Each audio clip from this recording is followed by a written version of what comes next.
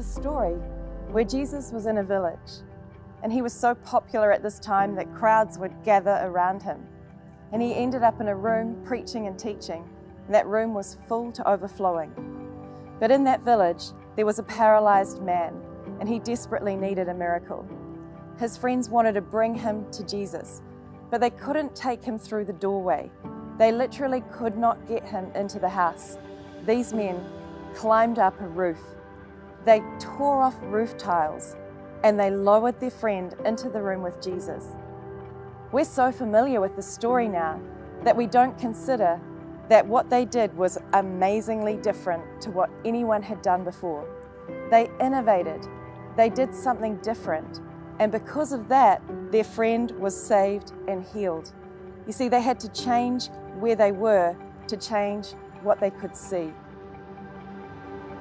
There can be moments in our lives where it feels like we've been staring at a packed room and a closed door.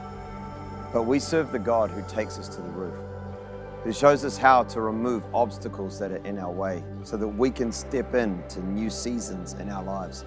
And I really feel that for us in 2019, this is a year where God is saying, I have a new word, I have a new way, a season of new beginnings and a season of fresh innovation.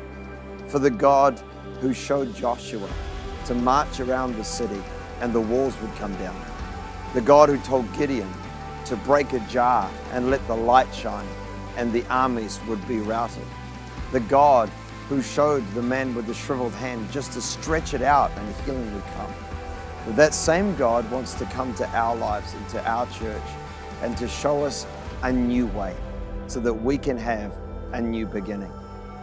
Over 2019, we declare that there are new beginnings, that there are fresh innovations, that over our lives, the best that God has is still to come.